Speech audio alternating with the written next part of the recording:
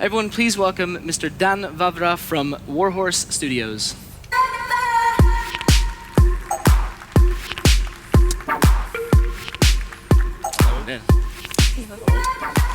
Okay, so as I just said, you heard me talking about the reviews about your games. Sometimes these reviews, they can be sort of polarizing.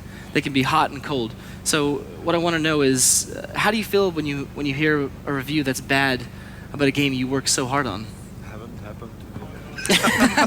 No, depends on the context. If it's something I consider to be a problem as well, I am not happy. But sometimes people just have different opinion than my goal was. So then it's like I'm sad that it haven't worked, but I kind of stand behind it. Okay. So it's more like I agree to disagree then instead. Yeah. Okay. By the way, it was 400 times. They stopped counting. Oh, was it? Okay. I looked at the script and counted it in Word or something. And wow. That's funny. But how much do you think reviews affect the actual games? Is there anything you have to do as far as damage control? In the past, it probably have a lot of influence, but nowadays with the lot of communities and social networks, I think it's kind of not as much important. I would say that the press is more important for just letting people know that you exist in the first place. And when you kind of have the community and when people know that you exist, they can find you on YouTube, you have followers on social networks, then the importance kind of lost and people are starting to trust more other people. Then there's kind of like difference between journalists and their readers. So basically, if you look at the score, there is usually user score, and people start to tend to believe more the user score than the journalist score, which is sad. But it is, well, because of all the corruption maybe now in journalism apparently. So okay, but you're not going to talk about what you've done today. You're going to talk about what you're doing right now, which is a game called Kingdom Come or Deliverance Kingdom Come. No, Kingdom Come Deliverance. That's the one, which I am actually a backer of, and also how Kickstarter played a role with it. So will we be seeing any of the game today? I just have a part trailer there, so you can see how we managed to, how we did the Kickstarter basically, and there is a lot of from the game in it. And basically I would like to talk about, mostly about how we did the Kickstarter, how we prepared the campaign, how it went, and all this stuff. Fantastic. Okay, so I'm gonna let you have the stage. I'm super excited to hear. Okay. So I will start briefly. I have more slides than I could fit into 20 minutes, so I will start briefly about our company and the reasons why we've started to make our game. The first impulse for me was the frustration for working for a big company. I worked for one of the top 5 publishers in the world, and there was no chance for me to work on stuff I would like to work on, so I left. I tried to establish my own company because I thought that there is a hole on the market for the game that I would like to make. And of course there is very low competition in Czech Republic in terms of employee search. There are very few companies that it was easy for me to find the good people. In 2009, when I left the company, the plan was to start a new studio, finance it from the money from venture capitalist or some publisher, and then develop a prototype, sell it to the big publisher, get the rest of the funding, and develop the game. Establish new IP, and later sell the studio, for example. The game was, if I tell you something from our first pitch, we thought what would we like to do, what is not present on the market currently, and where is the lowest competition. And we decided that medieval RPG game would be ideal because RPG games usually sell a lot. As you can see, they sell millions of copies, but there are no historic RPGs. Well, actually there are no historic games at all, which is quite surprising. Everything is fantasy. And the idea was that the history is very popular in fiction, in books, TV series, movies, and there is no games. So I thought that if there is audience for movies, there must be the same audience in games, and they are not getting any product. So it would be good to offer them something. Our unique selling features were first-person combat, which is something that's not done before, very high production values, which are not typical for the genre, and the medieval, no fantasy setting, Dungeons and No Dragons, we call it. Let me tell you something about me, because our plan could be great, but if without experience, nobody would give us the money. So I work in the industry for 16 years. My game sold like 7 million units so far. I've received some awards, and my partner in the business, he's 17 years in the industry. He also sold a couple of million units, and we had a small team of very experienced people who worked on AAA titles. So we thought that it's going to be easy to pitch our game and our team to some publisher or venture capitalist, and they will be like, "Wow, great guys, here are the money," which haven't happened or did not happen. Nobody knows games in Czech Republic, so they are scared to invest in them.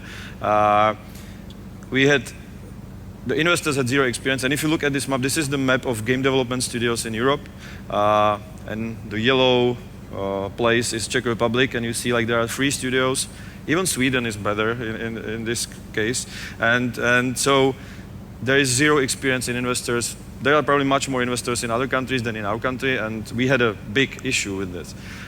So at top of that, economic crisis started, and it was very bad year for AAA titles publishers. So very bad predictions for the industry as a overall. So we were not able to sell the game, and everybody told us to do a Facebook or iPad game. So we were struggling 2 years to get the funding. I was staying at home working on the project, and it was kind of a catch-22 situation where we didn't have the money, so we couldn't start the studio, but without the studio we couldn't get the money. Martin was working, I was at home, and I spent all my money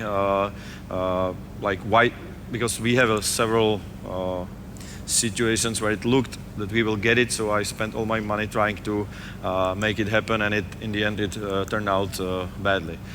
In the end, after 2 years, just in the moment where we were really like going to give up, somebody told his friend that he has a friend who is preparing a game, and his friend was very rich.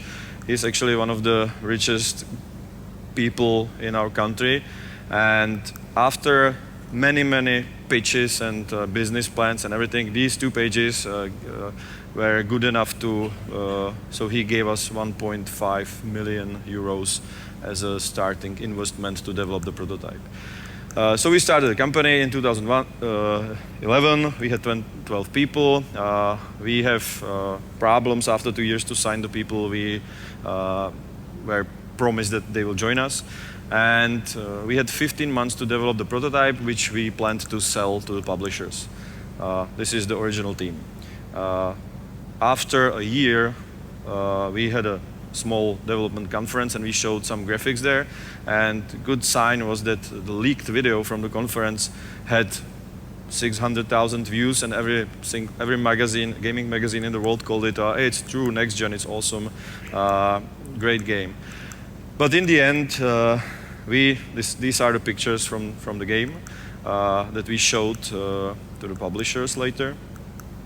But so in the end, after we had the prototype, our plan was to sell it to publishers. So we did a big tour with fully functional prototype of the game, and we visited all big publishers in the world, basically, and it was a disaster, basically. Nobody wanted to release. These are the pictures from the tour: Microsoft, Sony, Ubisoft, biggest publishers in the world, and well, everybody liked the game, but everybody was scared that the historic game will not sell because it was not proven concept. And they were also afraid of the situation on the market, so they were waiting, and they were waiting for like 8 months. So we ran out of money. We were really like we haven't had money for the salaries for like 2 months. Our investor was kind enough to provide us with extra funding, but in the end we ran out of money. We had to think of some plan B, and so we decided to go to the crowdfunding platform. I was very interested in this before. I thought that industry is changing right now. The way how they sell games is changing. You can self-publish the game now. There's a lot of different ways how to finance the game. From the time, it was very quick, so when we started, in like 3 years, it changed totally. So basically, we decided that we will try the Kickstarter. In October 2013, we went to our investor and we told him about the options. And the thing is that to finish the game, it costs like millions of dollars. So even if we were super successful on Kickstarter, it wouldn't be possible for us to complete the game with the funding we would get there. Like 2 millions, for example, are not enough to finish the game. The game we are making is somewhere from $5 to $10 million to do, and we are super cheap. In the US, it would cost like 20. So we pitched the idea to our investor, and he was super excited about it. And he said, if we raise some amount of money which will serve as a proof that people are interested in the game, he will do the rest of the funding of the game, and we will then self-publish the game. So we decided to go to Kickstarter. And before that, I did a lot of research. I tried to learn from the worst cases and, of course, the best. And so I looked at many statistics. This is one of them. The line is the crossing line between successful and unsuccessful project. And the more to the right are the more expensive projects. And you can see that in the million and above, the projects that asked more than $500,000, there is quite a big amount of them which succeeded. So these are the projects in US and UK who succeeded, and they asked, for example, for $1 million and get 3 millions. And so I was looking why projects fail, and I realized that out of all projects that ask more than $500,000, 60% are crazies, like people who don't have nothing and just try it, and they are like destined to failure because they are just not able to deliver, and everybody knows it. Or there are big names from the past who are trying to make easy cash with an idea and to see if it catches up or not. Then like 20% are poor projects which have something. It doesn't look totally bad, but it's still not enough. And 20% are really like, only 20% are bad luck projects which are interesting, they are okay, but one thing is wrong and they don't make it in the end. Another statistic, less than 10% of failed projects exceed 30% of their goal, which kind of proves the previous. And only 3% exceeds 50% of their goal, which are the last 20 bad luck projects, but so it's maybe even smaller part. The good case is a game called Project Awakened. It looked awesome. Their pitch video was great. The visuals were great. They received like 80% of their goal, but their problem was that they have very unclear message. I, as a game developer, was not sure what is it. It was like third-person shooter, but they haven't mentioned if it's like multiplayer or single player, if there is a story. It was like just a tech demo basically. So people probably were not investing in the project because they haven't have a clue what is it. And at the same time, they have quite bad PR. On the other hand, Star Citizen, which was my role model, I tried to kind of copy or replicate. They did everything right. They had the best campaign on the Kickstarter so far, I guess. They made 2 million on Kickstarter, but they are continuing with with their own campaign on their own website. And now they have $60 million for the game that is not finished. And They are working on it for 2 years now, and they made $60 million for unfinished product, which is like the best success ever, and they can make like 10 games now. Like it's insane. It was the most successful crowdfunding campaign ever. So then we started to prepare the Kickstarter. And first thing that surprised me that we have a big problems to find PR agency. We needed a big PR agency to work with US magazines or foreign magazines, and nobody wanted to work with us because they were scared of the Kickstarter, because it's something that's based on promises, and when the company doesn't deliver, it's part of the blame falls on them as well. So I guess a week before we started, we didn't have a PR agent. We had to work on the materials for the pitch, for the Kickstarter, and also, which took us about 2 months. So big part of the company, which was about 25 people at the time, worked for preparing the videos and presentations for the Kickstarter for about 2 months. And also we had a big problem selecting a person who will be presenting the game. Naturally, it should be me, like as a creative director, but we were afraid that I will look like some crazy Eastern European guy who nobody will trust. So we were discussing if we should hire some actor, native speaker, or do the voiceovers or subtitles or something.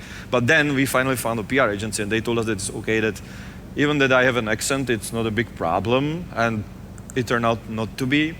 And of course, we were most scared of the media coverage, because without the media coverage, you are doomed, basically. So PR agency was supposed to help us with this.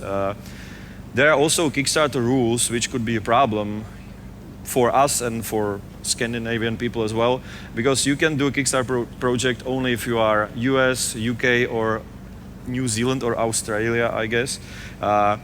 No other company from other countries cannot start Kickstarter projects, so you kind of need to cheat. You need to start office in the US or UK, or you need to have employees there so they can start a campaign, which is what we did. And then you need to think about your business plan, because you get a lot of money you possibly can get a lot of money from the Kickstarter, but a lot of this money must go to the actual development or production of the stuff you are selling to people, meaning the boxed game, the gifts you gave to people, because you usually give them something extra. You pay a lot of taxes, so we had to prepare a pretty solid business plan, how we will spend the money, what are the costs and stuff. Now, if I can ask for the video, like, I will play you the trailer we used as an initial video on the Kickstarter. Achieved with CryEngine.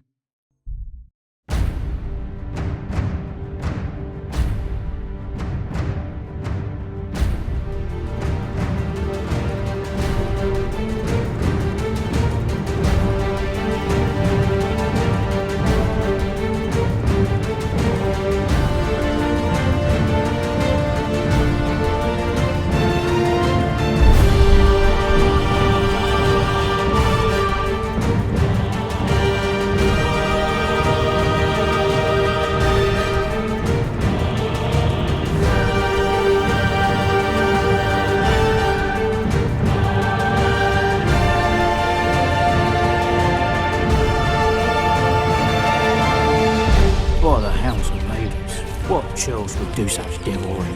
Take as many men as you need and ride there. Find those knaves and bring me their head.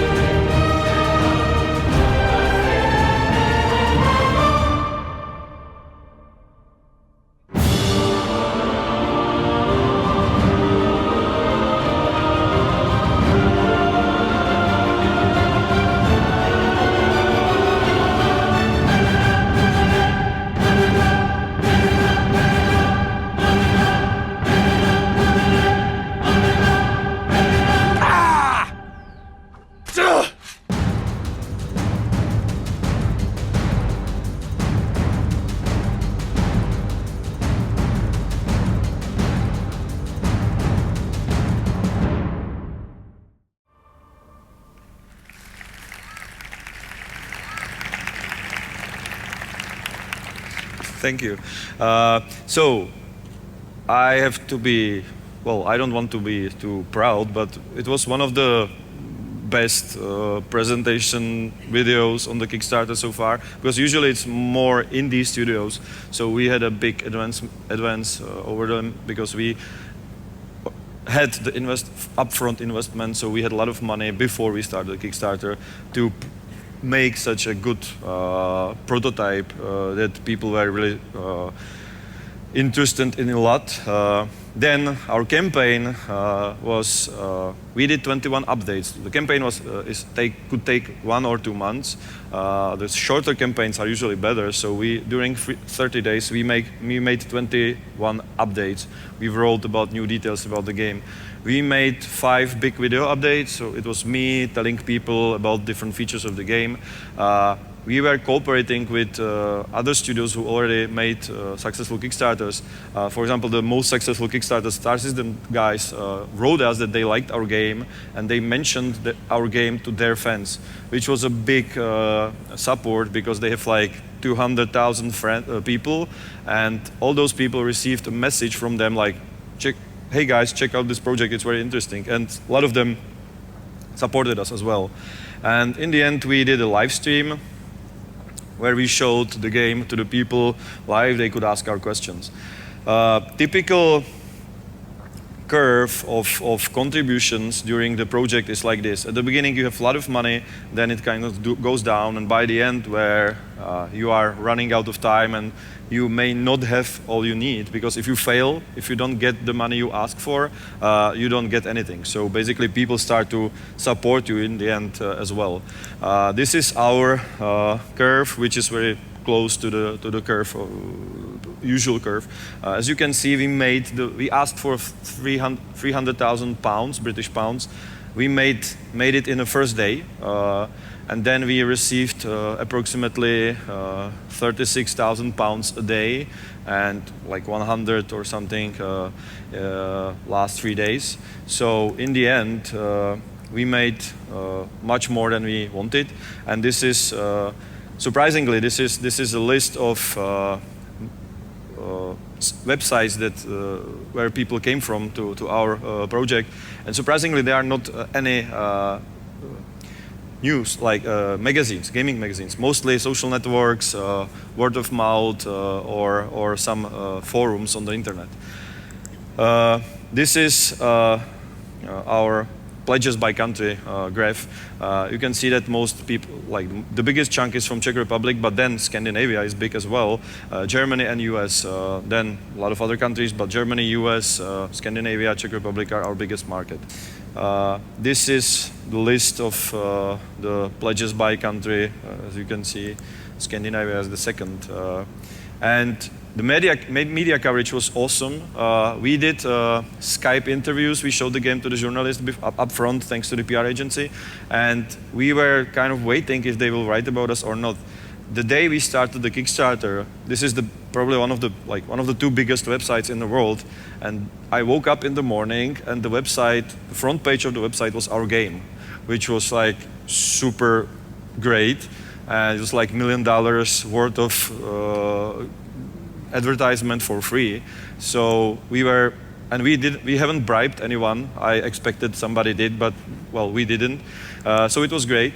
This is the first backer, our programmer, and there are tracking sites that let you check projections of how much you will raise. So after the first day, it was projecting us that we will make 9 million pounds. We made it in the first day, and in the end, we are the 15th most successful Kickstarter project in games, and we made 1.1 million pounds with 35,000 backers, which is about $1.8 million. We are happy.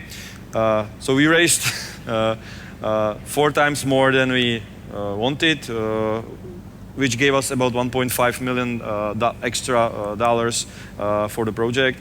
And it also caused the delay in the project because we had to do the Kickstarter instead of making the game. Actually, we are going to self-publish. We probably will not work with the publisher, and we are continuing with our own campaign on our own site. And so far, we have managed to raise almost $400,000 in a half year.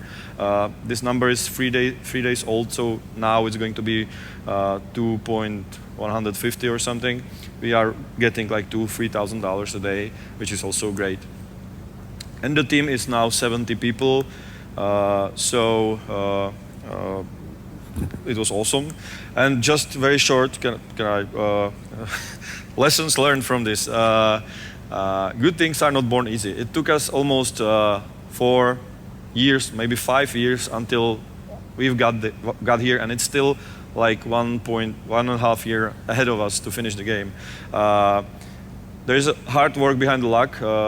People usually think that like we can make money on the Kickstarter, but for us it wasn't like let's make money on the Kickstarter. It was let's make the good game, and then the Kickstarter was our only chance to make it. Everybody who was we were discussing it with was wrong. Basically, publishers were totally wrong. Investors were wrong. What we wanted to do, everybody told us that it's not a good commercial idea, and it turned out to be totally opposite. So don't believe what people say to you if you have a dream. And so we pissed against the wind, basically, and it worked. But the most important thing to start a Kickstarter is to have a good project. That's the core of it. And also, I would say you need good media coverage or some social networks or something, and basically you need a target group you can focus on. If I was making something for fishermen, I would not go to Kickstarter probably if I haven't knew how to like tell them that I have a Kickstarter, and if they know what Kickstarter is, so they will go there. So gamers know what Kickstarter is, so they went there and they were not afraid to send us money to this channel. Okay, that's about it. Right now we have an alpha version out, which is another way how to improve the crowdfunding. People get the very early version of the game. These are the pictures from the alpha version, so the game looks like this right now. And that's about it. Thank you very much.